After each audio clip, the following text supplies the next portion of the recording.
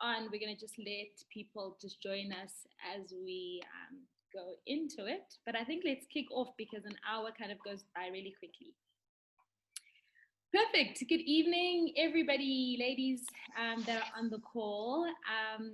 Thank you so much for joining Subsessions. And the series we're running is called Dope Black Girl, and that we're running through August.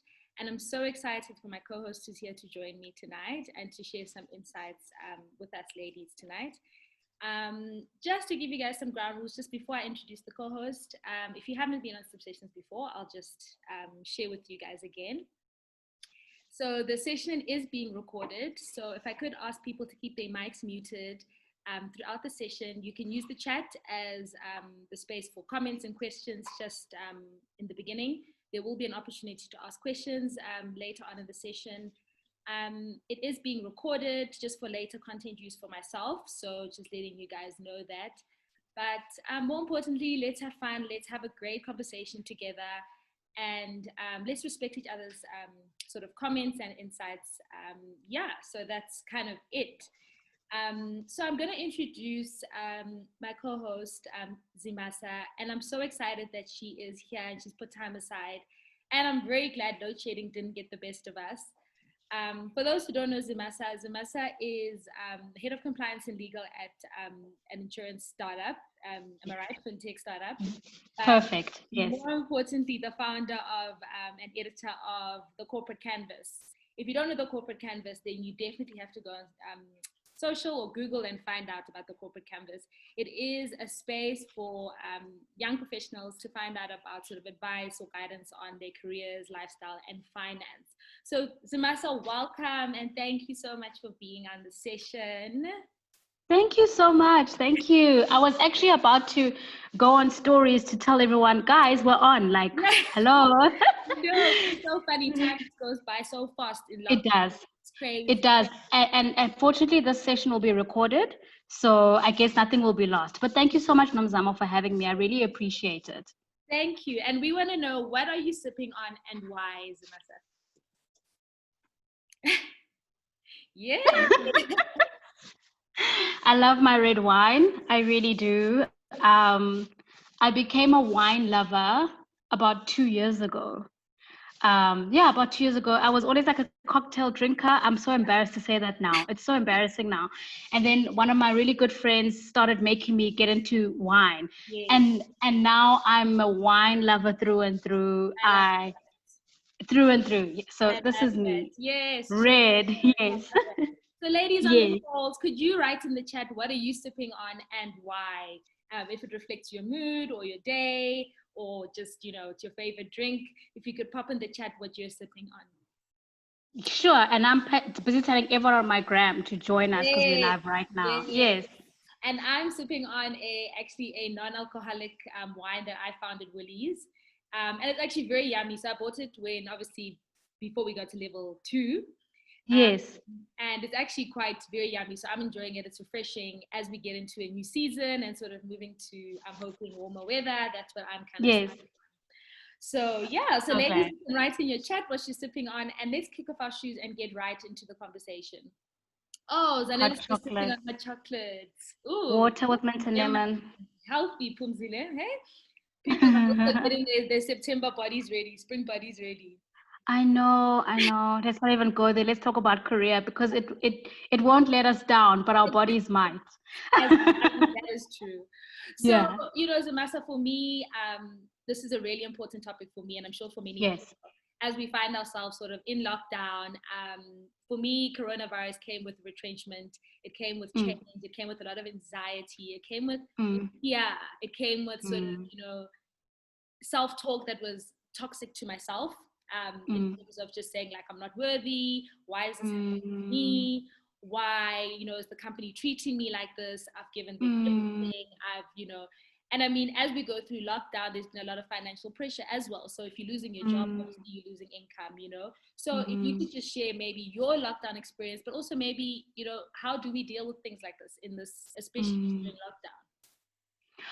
Well, first and foremost, again, thank you for having me. And I just need to really reiterate that retrenchment is never about you. So please take out the personal element to it. It's so unfortunate that it's also not about you. You know, that's the fortunate side and the unfortunate side. So the fortunate part is the fact that it's not about you and it's about the business and the business operation. But what also makes it unfortunate is that it's not about you, and that they didn't consider the fact that you are probably talented, that you have contributed so much to the company, that didn't consider how much input you've given to the company, how much revenue you've brought in as a result of being in that company, how much more input you're going to give into the future, you know. And it's very unfortunate that when retrenchment is just a very process driven process, literally it's a process driven process. That sounds like a lazy answer, but it is something that a company takes into account when they can see that they probably cannot continue as a high functioning going concern as a company if they were to retain a certain amount of people. Because like it or not, for most companies, the biggest expense, I hate the word expense when it comes to people, but I guess we're using financial terms here, right? So the biggest expense is the staff and the HR resources, unfortunately. And that's usually one of the things they cut first.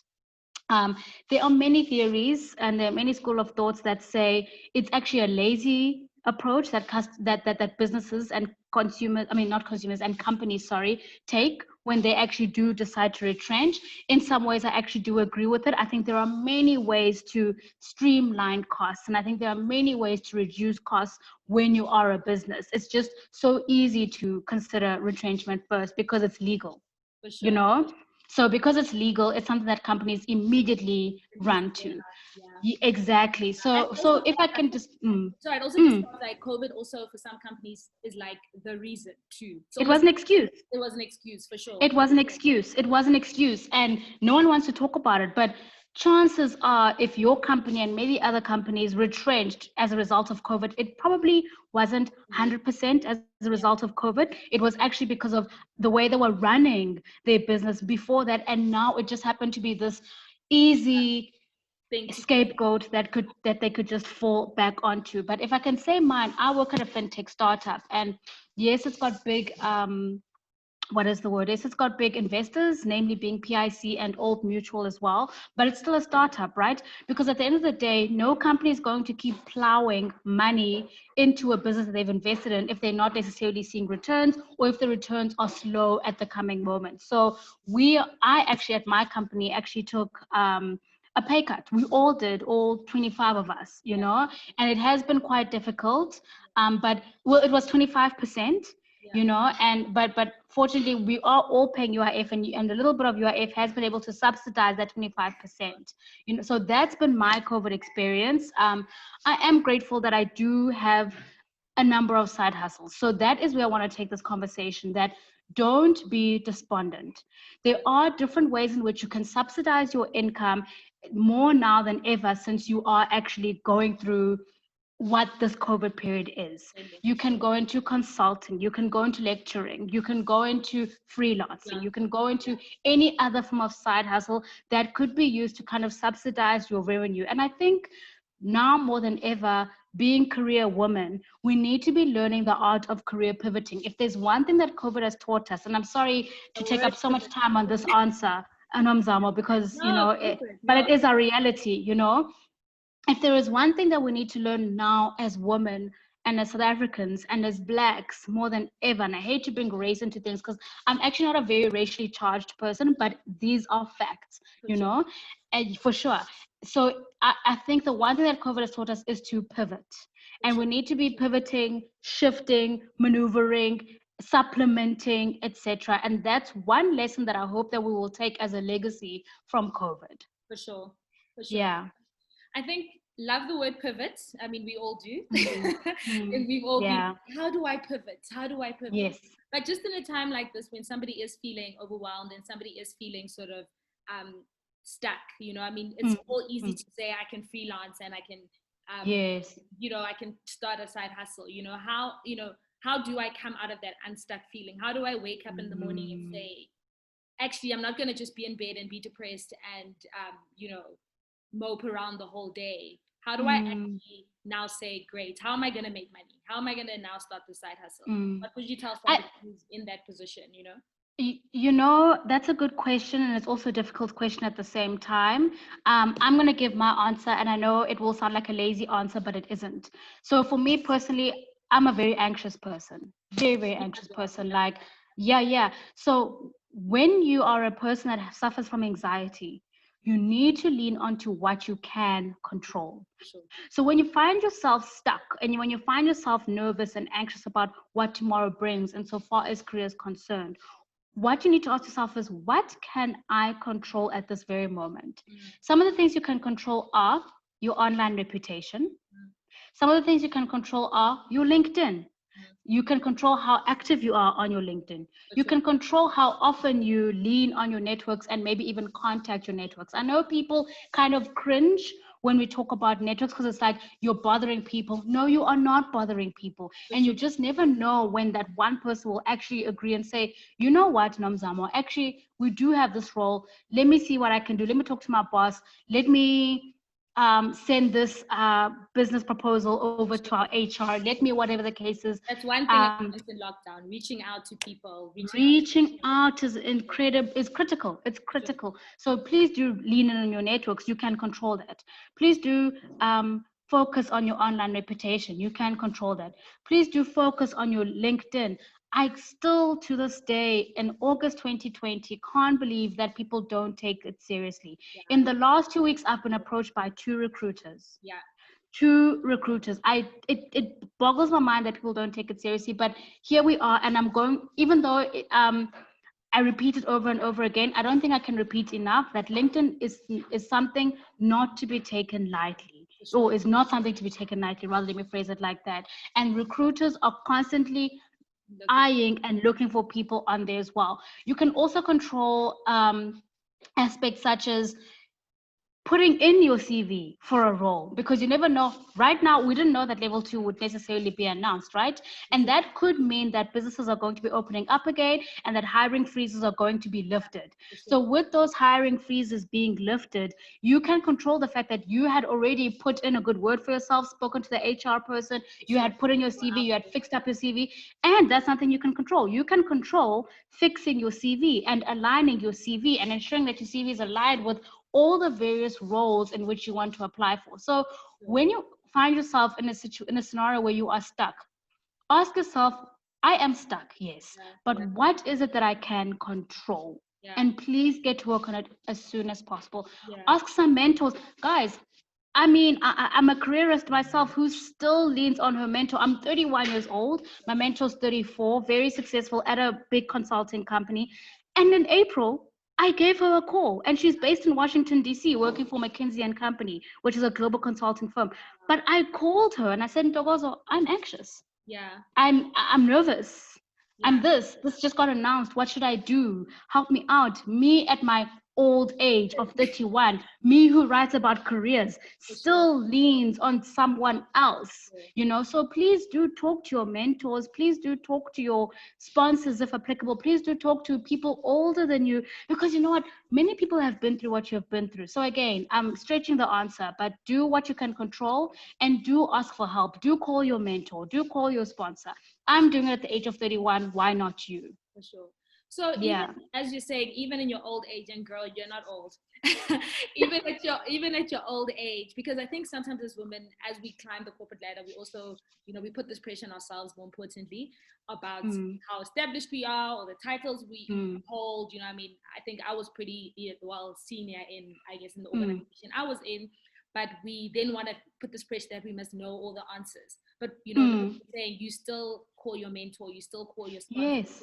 How Yes. important is it in your career, especially like when you are feeling anxious? How important is a mentor? I don't even know where I would be if I would be earning what I'd be earning, if I'd be in the position that I'm in, if I hadn't asked my mentor from time to time. Yeah, So if you want to know a story, I mean, this is Subsessions after all, and we're not yeah. necessarily being formal, we're being No, go conversational, you for it. know. Yeah, I was a Standard Bank for 6 years, almost 6 years, yeah, right? And I was a manager there, and I was a middle manager. mm, So I was just a notch below senior manager, yeah, you know, and I was there for a long time. So I did, as I was there, learn the ropes in terms of corporate and kind of negotiate a good salary where I could. But then when I decided to leave for the company that I work for now, trust me, I asked my mentor, I was like, is this a good move? I'm leaving a secure company with Mm, benefits, a big bank, for a small company. And it was my mentor who said, fight for this. If they don't give you this, fight for equity. I have equity now in the company that I work for. So remember, yes, the main thing you should be negotiating for is a salary. sure, Let's not get it twisted. Money is important. Disposable income is important. I'm never going to be the type of person to tell people that money is not important, because sure, it is. sure, It's very important. So I actually asked her, okay, so this is the salary I'm looking for, and ABC, what should I do? And it was because of my mentor that I found myself in a position where I was actually quite smart about it, and because she helped me. I wanted a certain figure, yeah, but they couldn't necessarily give it to me at the time because sure, it is a startup, sure, etc., even though it's a funded one. So I said, okay, I'll settle for this figure if I take this much equity. sure. And you know what? In the end, did I not win a few months later when REM came about? Because I got to that figure a few months later, and Wow. now I And I also end up had at equity. equity. Wow. Okay. Exactly. Like, Do you know what I mean? yeah. So these are things that someone older than you can give you Okay. Sure. guidance on and help on and feedback on, you know. And that's why you always need someone who's older, For I sure. guess you can say more successful, I guess you can someone who knows the ropes, because they've got the privilege of retrospection. For They sure. can retrospect on what they should have done when they were your age. For sure. So And to they can answer your give you question, exactly. for So a sure. mentor, a sponsor is absolutely critical. I have a mentee. I'm 31. My mentee is 26, Sure. right? And we were in detail going through her career map just Sure. recently. And just a little, I'm not blowing my horn, but just to show you the importance of a mentor. My mentee, when I met her, was earning 5,000 Rand net. Wow. Today at 26, she's on 35,000 Rand net. Two in the space of 2 years. And that's the importance of always having someone more successful than you or older than you to say, hang on, I should have done this, so Mm, you should do this. mm. Just today, she said she's got an interview on Thursday. She hasn't had an interview since the one we had when she landed this role that Oh, she wow. has now, you know? And she was like, Zimasa, I haven't had an interview since this one that you helped me Yeah. land, you know? And I was like, you know what? I'll call her Sarah. And I was like, Sarah, put it in the calendar this Yeah. Thursday. Let's get going, because we've mapped out her career and she's 26 and I know where she wants to be in the next couple of years' time. So Sure. I want to help her in her interview insofar as her reaching those goals. For sure. So, moral of the story, a mentor, and one that really cares about you, and one that really cares about your career, and one that really cares about where you're going is so important. My mentor cares about where I'm going. My mentor is the one who said, Zimasa, if you're looking again, you know, because I've been thinking about, I'm a bit itchy. I won't lie, I'm a bit itchy, Yeah. you know, and I was honest with her. I was like, I'm itchy. And she is the one who said, you are going for no less than this figure. And I was like, Sure. Dogozo, I no, can't. how can I For sure. justify that For figure? sure. For sure. Dogozo's like, you dare ask for less than this. You I will dare. be You angry. know what I mean? You know, And that's that's so, the importance of yeah, having someone that so actually loves you. that's Yeah. so interesting. I mean, just around the mentor, thank you so much. That's actually Yes. very, so guys in the chat, if you can write in the chat box, do you have a mentor? Do you want one? Do you need one? If you do have Yeah. one, just say yes and the smiley face. Yeah. But I think, you know, just talking about, so I want you to share a little bit about the career mapping, but I just want to share Yes. a quick story personally. Um, Yes. I'm also gunning for a very senior position right now, but Mm. I've really got bad self-talk, you know. So at the moment, I'm like, Mm. am I like good enough for this position? It's so senior. Mm. Like I've got the knowledge, I've got the know-how, but I'm just, Mm. you know, like when you know when I get, so now I'm going into the third round of interviews, and Mm. I'm like, oh my gosh, you know, am I saying the right thing? Am I using the right terminology? And I mean, and what makes me very anxious definitely is salary conversations. I won't lie. I like when it comes to numbers, I'm like, I don't know, maybe around, you know, like I'm very, but I think, I don't know if it's a woman thing. I don't know if it's It's a personality, woman thing. you know, It's a woman thing.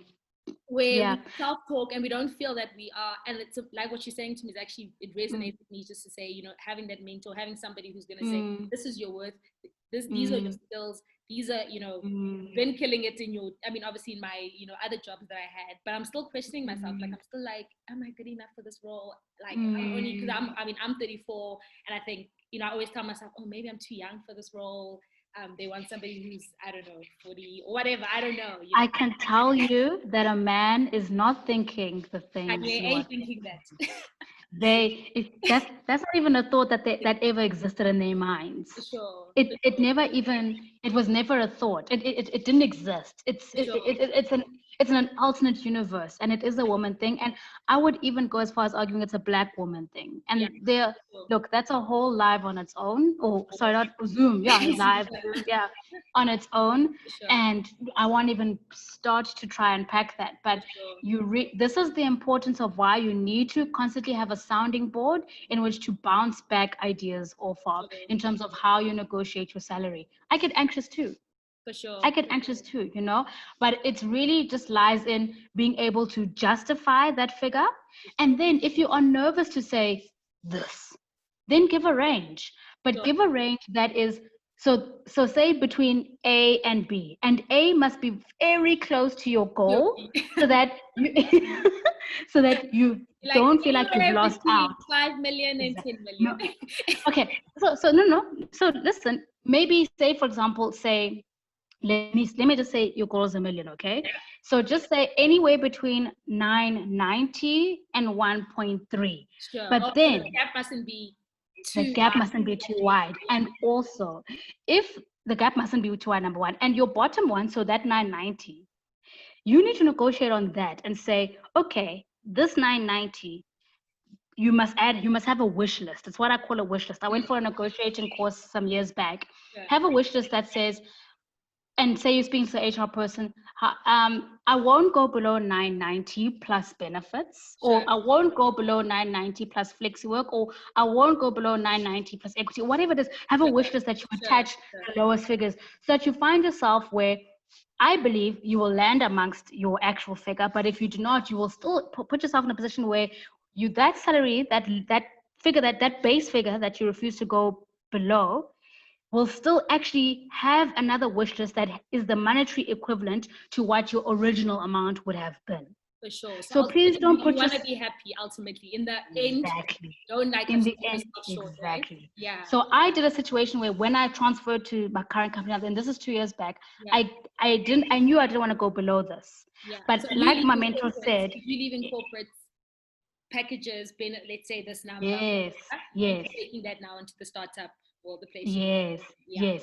But then I said this plus equity, and it worked out for me because it wasn't, I don't even think it was 6 months maybe later, because I performed and my REM discussion came around, I got the figure I always wanted 6 months later.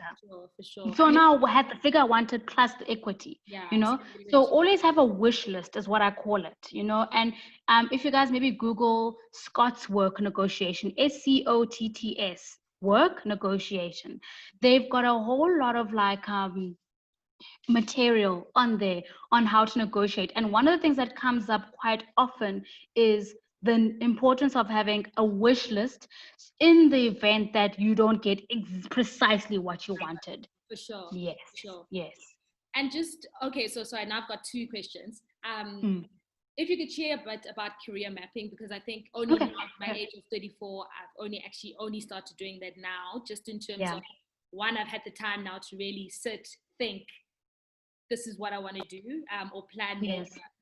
I think even just going into more senior roles, even the roles I am applying for, I have to kind of be like intentional about, one, the company I think I see myself working at, and the positions. And even when I do get to positions, obviously, like I shared with you guys, I'm looking at, what actually is the salary? There's a lot of salary surveys out there. But, obviously I got to gauge around, actually I should be earning more, or whatever the case is. So if you could share the importance of career mapping just briefly, and just, for somebody maybe who's also at a crossroad, just kind of thinking either of changing industries or just looking at the next post-COVID, what does that next 5 to 10 years look like for them? I'll be very quick because this is again its own a topic on its own, which I will be hosting soon. But I always say to people, you probably have worked for a big company before. And that big company around October, November kind of gave you a breakdown of This is our strategy for the following year. We're going to do ABC. We're going to launch ABC product, etc. This is our vision. This is our mission. These are our goals. This is the revenue we want to bring in over the next year. And then on top of that, they also have a plan for the next 3 years and the next 5 years. So why aren't you doing that for your life? Why aren't you doing that for yourself? The thing is, we forget that we're walking entities and that we're walking brands, because every single one of us is an entity and we all are a brand, right? So, oh, this hair's annoying. So we all are walking entity and we all are a brand. Ish, yeah. So you should be mapping out your life the same way that a company maps out their vision. So I say there's 2 ways in which you can do it, and maybe even 3 ways in which you can do it. Number 1 is you can career map what title you want to have in year 1, year 3, and year 5. Or you can career map what salary you want to have in year 1, in year 1, year 3, and year 5. So what salary you want. Or you can map out what company you want to work for in year 1, year 3, year 5. Whichever one you decide on depends on you. It's very, very personal, right? I always say rather just stick to, sorry, I got distracted for a second there. I always just say rather just stick to the salary one, where you tell yourself you want to reach X salary, year 1, year 3, year 5. Now, if you can just allow me to share my screen. Oh, you're disabled screen sharing. Would you mind just letting me share this? So while you're letting me share it, I did this with my mentee, right? And she's 26 years old. And we actually mapped out her career insofar as where she wants to be. Right now, she's a legal manager. And then we mapped out her becoming a head of legal, and then maybe even a chief. She wants to be a chief risk officer at some point in her life. So let me just share what it is that we used. So if you just look over here, can you see how we really were quite detailed insofar as what she should be planning? So we put together, here's a table, 1 year plan, 3 year plan, 5 year plan, okay? And these, obviously these ages are in regards to her because she's young, okay? So we put here what goals she wants to have and her goals for the year, how she sees herself, the type of personality she currently has, and the type of personality or how she wants to be perceived within year 1, 3, and 5, the courses that she believes she needs to take within the next year, the next 3 years, the next 5 years, the network as well. This is critical. So she actually asks herself, what kind of network do I want to have in the next year? What kind of network do I want to have in the next 3 years? And what kind of network do I want to have in the next 5 years? Who do I want to be able to call up and say, I know within these various years, okay? Her cost to company being her annual salary.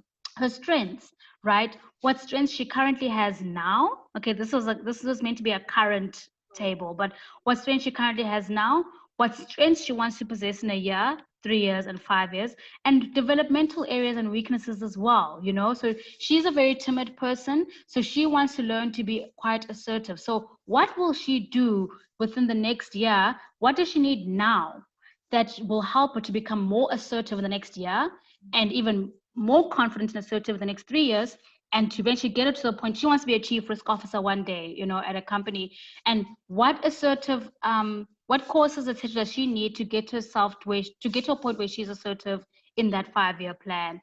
What are her career aspirations? I told you she's a legal manager right now at F&B, but she wants to be in 3 years time a head of legal, you know, so that will be when she's around 31, around my age, you know, I'm a head of legal now, but she knows that she wants to be a chief risk officer in 5 years time. And can you see the ages here? So there's no such thing as like, I'm too old to start at 34. She's gone as far as well as to say 35, 36, because life changes and different things happen. She might be seconded for 2 years or so, and then come back, and that might feel like she's back because she was seconded, but actually that might be so good for her strengths and her skill set, etc. You know, location as well. She's put there. Does she want to be seconded? Does she want to work? Right? Sorry. Use this for someone who's also changing industry. So current, I could 100%. accounting, and I actually want to be in legal or whatever the case is. 100%. All it matters is that you list in this column over here. So that column where there's a gap, what you need right now that will get you to there. So you need to be listing all the different things like elements, courses, skill set, etc., that will get you to that plan in a year from now, in 3 years from now, and in 5 years from now. Sure. Okay. as well as how she will get there, etc. We also did a few things around personal. This is hers, so I kept it clean because I mean I don't want to share her. These are obviously this is personal, you Now, know. So I kind of removed everything. But yeah, yes. how is this different then from your corporate, that PDP, so that thing you do quarterly or whatever? So this is different from your PDP because this is yours that no one else necessarily needs to see. Whereas a PDP, you usually do it with your boss Your or manager. your mentor even. But most of the time you do it with your manager, and it is around how you want to grow within that company. Whereas this is about how you want to grow as an individual as a whole in your career. And it's you mapping out what your career looks like over the next few years. So that's why it's different to a PDP. A PDP is very niche insofar as you are myopic in your approach and you kind of zone in on that particular company alone. So I hear you. And you might Yeah. be like biased. And I mean, you might just say things that are going to make your manager or your company happy, right? Exactly. That's exactly what you will do. Yeah, you're not But going this is very personal to you, and you can hold yourself accountable for this through a friend, through a mentor, through whatever the case is. Whereas with a manager, it's not to say that just because you promise that you're going to be head or manager or senior manager or director in a year's time, that you'll actually get it. to. So this allows you to work on your goals without the disappointment of having to rely on a manager. For sure. You're holding Mm, yourself accountable. Like exactly. for sure. I love that. I love that. Exactly. I love that. Thank you so much. Sure. Are you able to share this, or maybe she should just get in touch with you? Sorry? Kunzile in the chat asked, would you be able to share this with us, or should she just get in touch with you maybe offline? I will. Okay, so what I'll do is I'll just put together like a sanitized sample because this was her personal one. I told her what to put there, but she also added more stuff Okay, on it, you know, and it's also obviously very personal to her. But I can share like a sanitized one with everybody. Later, I'll send it to you, Nomzamo, and yeah, maybe I don't know if you want to to me. circulate it. Yeah, Yes. thank you. Yeah. That would be good. Sure. That would be good. Sure. Thank you. That was actually really great. So I'm just looking at it for myself to be like, ooh, Mm. I need to work on that. So now let's Yes. talk about this wonderful word called pivoting. Yes. I think pivot is a word that's existed forever in the dictionary, but Mm. here comes COVID and businesses are being shut down, you're getting Mm. retrenched. Even in your current job, you might not be feeling safe. You know, there's also rumors about Mm. maybe the company shutting down or the numbers aren't doing well. Mm. Even I personally, before I got retrenched, we started off with a 40% salary cut. So it Mm. already started with salary cut, then it was retrenchments. I mean, and then even now, just when I look at the share price of the company I used to work for, it's still Mm. on the down, you know. So Mm. as things are still sort of in that very fragile stage, Mm. somebody pivoting. So in my specific space, I'm in marketing, I'm in eventing, I'm finding Mm. this digital content space. I'm loving it. Mm. That's kind of where I'm trying to Mm. or try to be, and looking at the consultant space. But how does someone think or understand pivoting? What do you understand about pivoting? And for someone who's thinking Mm. about career pivoting, what does that mean? Sure. So if I can be very quick, because I understand that you want us to leave about 10 minutes for Yeah. Q&A. Yeah. Okay. So if I can be as quick as possible before we go into Q&A in the next 15 minutes or so, for the next 15 minutes rather, what career pivoting is, it's taking who you are right now, your skill set, your qualifications, your aspirations, your accomplishments, your achievements, and seeing how you can succeed in a different field, but still related within your industry. Yeah. So it's different from a career change. People think a career change is, okay, no. A career change is me saying, I want to become an artist and I'm a lawyer. Or I want to go into marketing, meanwhile, you're a doctor. Yeah.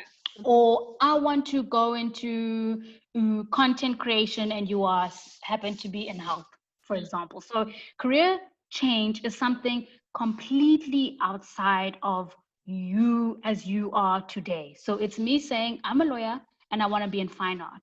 Or it's me saying I'm in marketing and I want to be in health. Or it's me saying I'm a medical professional and I want to be in marketing, whatever the case is. So it's a complete change.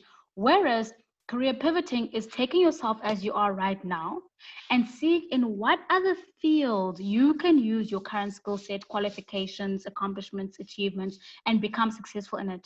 I'll give you a very good example of how I've pivoted. I'm a legal professional. And I'm now become very niche in my regular professional. So I'm a corporate in-house counsel. I never went into practice, but I was in banking for a long time, and now I'm in insurance. And how I've recently pivoted is by, I won't even lie to you, I have a friend who is the head of school at UJ, and she's also like a lecturer there. She's also a course coordinator. And I won't lie to you, I emailed said friend and said to her, can I please be a guest lecturer? Wow. And she said, yes. She said, submit your CV. Yeah, Zimasa, you know a lot about insurance. Submit your CV, submit that. And now I'll be a guest lecturer in the upcoming quarter. And I'm not a lecturer, but I know insurance. So I'm going to be lecturing in the field of insurance, or insurance law rather, under the Masters of Law course at UJ. And that's extra income. But you don't know how that I could get invited a number of times as a guest lecturer to the point where I become a standing guest lecturer, or just someone who gets called like, Zimasa, please lecture. And I could actually just move and transition into that industry. So it's taking what you are right now and using it to succeed in a different field. So you could decide, for example, someone whom I love, who pivoted very well, is Zoe Msutwana. I've known her for years. And Uzoe was in IT, but she was very she hated IT, but she used her IT skills and her savviness to transition into being skilled in social media. Wow. Okay. And then she moved over to social media. And then from social media, she started focusing and pivoting on and becoming a strategist and PR strategist and marketing strategist. And you'll find her handle is at Zoe Msutwana. I know her personally and I've watched her journey. And today she's the head of PR at an agency, and she studied IT, but she used her skill set and said, I'm very savvy, I'm very technological, I'm very digital. I always know what's ahead. So she took that and then moved over and pivoted to social media, and then pivoted again and eventually got a role as a head of strategy in a PR firm. So that's what career pivoting really is. That's In a amazing. nutshell. Thank you Yeah. so much. Gosh, time is flying. I can't. Yeah, time is flying. So we've got like 10 minutes for Q&A. So if I could Yeah. please ask you to use the raise your hand function, so I can just let you guys ask some questions. Anything career related, anything career anxiety, career mapping, mentorship, anything you might be concerned about if you've been retrenched and maybe there's some legal terminology or something about BSPs or whatever you may not understand. Just raise your hand. I can see, or you can unmute yourself. I don't see anybody raising their hand. Hi, sorry, I don't know how to raise my hand. I only see clapping and a can thumb hear up. you. Don't worry. It's okay. At least I can hear you. It's Pumi here. Hi, Pumi. Hi. I just have a question. One of the career tragedies I've been subjected to is always showing my payslip when I've interviewed for a job. And I can, through industry and conversations with trusted colleagues, I possibly could be 4 years behind my mark in terms of income because of that. And I've heard of recent that there is a trend where you could decline to show a payslip if a company that's recruiting you is asking for it. Do you have any experience in that? Do you have any suggestions? How do you go about doing that? Because I think given the COVID times, there is almost like a mood to kind of make you feel like you should be grateful you're getting an offer, you should be grateful you're employed. Yeah, I'm really struggling with that. No, listen, I've had arguments with not a friend, he's actually a male friend. Hear my 2 points out, okay? Hear me out. I care about people's careers and I want people to have jobs. So on the one end, they should not be asking for your payslip. They should be offering you what the role budget was always intended to be. So they know that this is a role worth 1.5 million or 800,000 or 880,000, right? They've budgeted for that. So if they know that the role is worth that figure, and if you satisfy all those, that skill set, those qualifications, you can do everything that's been described on the job description. Why should they be asking for a pay stub? Should they not be paying you in alignment to what what they have budgeted for. So that is the one school of thought, and I do agree with it. And unfortunately for you, I'm a Libra, so I'm always like, sorry, I don't know if you can see like my tipping of the scales thing, but I'm laughing on mute. oh, okay. So that's the one end, right? They shouldn't be asking you for that. They should be paying you in accordance to what the role is worth. However, I actually take the school of thought that I personally don't mind to share my pay stub, because if you are stealth in how you negotiate and you jot down your skill set and you jot down your qualifications and you jot down your expenses and you jot down that this is what I took this year, this was my CTC.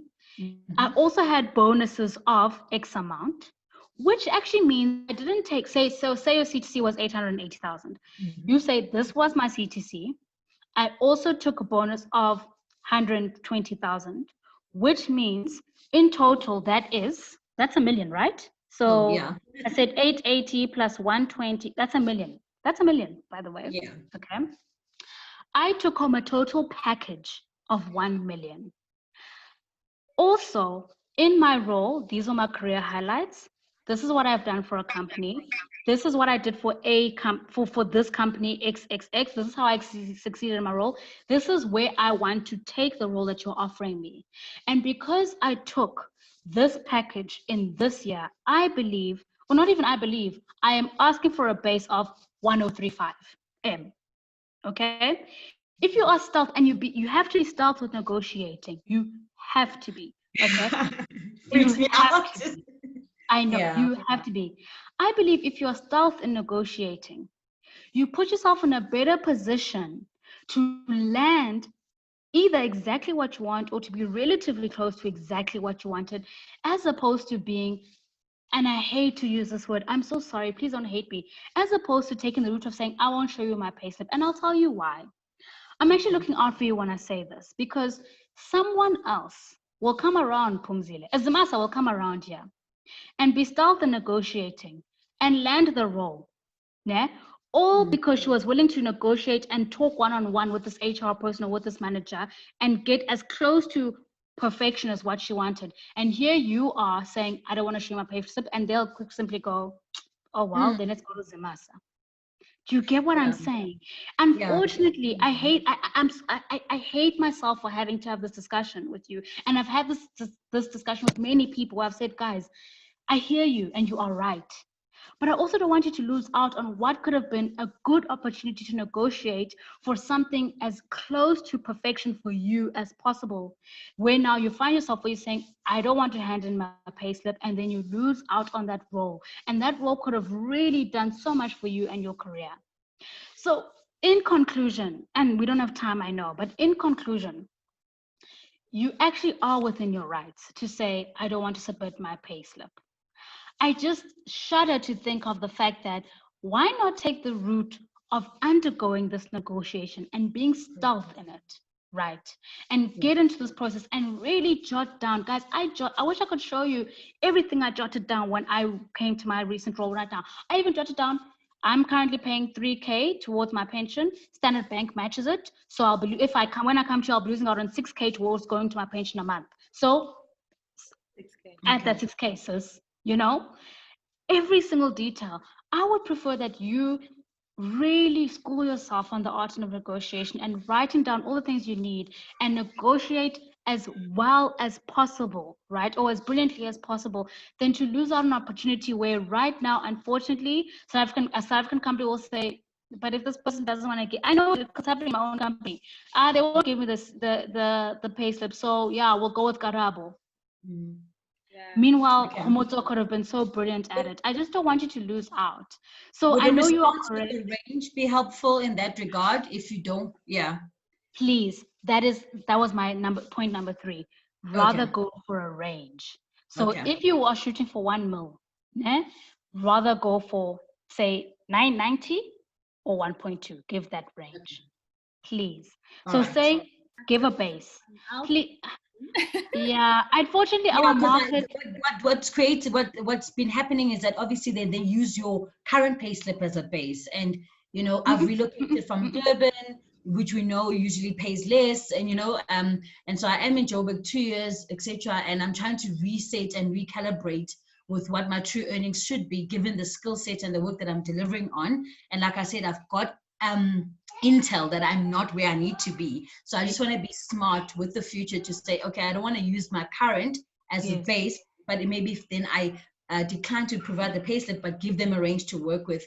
That might be give them a range to work with. Please go onto my page at the corporate canvas. There is a page where I spoke about rather give a range. Okay. Please scroll. You'll see something where I've said, here is how you answer what are your salary expectations. Go to that, follow that template, send that email, send it like that, please. Just insert my name. Okay. Thanks, ladies. Send that thing. Yeah, we've got like 10 minutes. Yeah. See who's got. Sorry, I actually would go on longer, but my husband has a call at 7, and this is not a mansion, so yeah. Same as our house also. It's like when one person's on the call, it's like exactly. So I wish I could go longer, but unfortunately he's got a call at 7. You need a live or another Zoom on just salary. Yes. But Ngalati, I don't know if you had unmuted yourself. Who had a question? Somebody was next. Yes, I had unmuted myself. Ngalati. Hi, Zimasa. Thank you so much. It's a pleasure. Thank you, Nomzamo. This has been very insightful because I'm in a position where I've been trying to change roles and move to a different company. And I literally had I don't know if I would say self-sabotage where I wouldn't apply for roles because I'm thinking I'm perhaps the roles are a bit senior for me. And I'm thinking, so when I reflected and I looked at all the work that I've done, and I have all the work experience, the qualifications, and some of the senior roles were even looking for lower, not lower, but maybe less career experience. And maybe if you don't have a master's degree, then an honors degree with maybe more years of work experience. So this has been very, very, very, very encouraging for me to apply because I was starting to think, oh, maybe I'm not so qualified. But thank you so much for this exciting conversation. I'm actually going to apply this evening. And please apply. Yes, definitely, because I've been an economist for the past 7 years, and everyone around me is either a senior economist or a lead economist. I'm just like, why am I not shooting and going for the opportunity? Because now in my mind, I'm thinking maybe I'm not qualified enough, or it's not the right time. So thank you so much for this exciting conversation. Thank you, Njalati. Thank you so much. But please, us women, men, this doesn't even cross their mind. It doesn't even cross their mind. So please apply, Njalati. Please be stealth. You know what I always say? This is a trick I gave to a friend. I always say, if you are scared to say, I want 880, or I want 101, or I want whatever the case is, say to them, would you mind if I get back to you on that? I just need to put my figures together, then send an email, because you're more confident via email than via call. So if you find yourself in a position where they ask you there and there, so what are you looking for? Just say, I'm so sorry. May I please go put my figures together and get back to you? Then send an email. Send an email because you're more confident. You're more likely to be confident and ask for exactly what you want, and use the good tone via email. So I think we've got time for one more question. Thank you. So we're gonna get Tuto. Give us the last question. Hi, ladies. Hi, Tuto. How are you? Good, and you? I'm okay, thank you. Thank you for the opportunity. What I wanted to ask, the thing is, so I'm still new in this corporate thing. So I think I have 1 year and 5 months that I've been working. So the position that I'm in, I work for a healthcare group. Okay. So the position that I'm in, it's that, so I updated my LinkedIn, but then I tend to attract more clients than job opportunities. How do I work around that? So what I would do, Tuto, is start accepting more recruiters. So don't be too, so I hear you, you're probably accepting a lot of networks. Start accepting more recruiters and accept people with a title like recruiter, talent acquisition specialist, headhunter, those kinds of titles. Accept those people. please accept recruiters, HR Okay, so professionals, talent acquisition specialists, those people. Yes. okay, thanks, Zimasa. So how do I not, like in my LinkedIn profile, how do I not give in too much info? Because I feel like I'm in a position that I've given too much info, hence why there are like many more clients that want an in the company. So they kind of ask me, how do we do this? How do we do that? What do you mean by you've given too much info to do?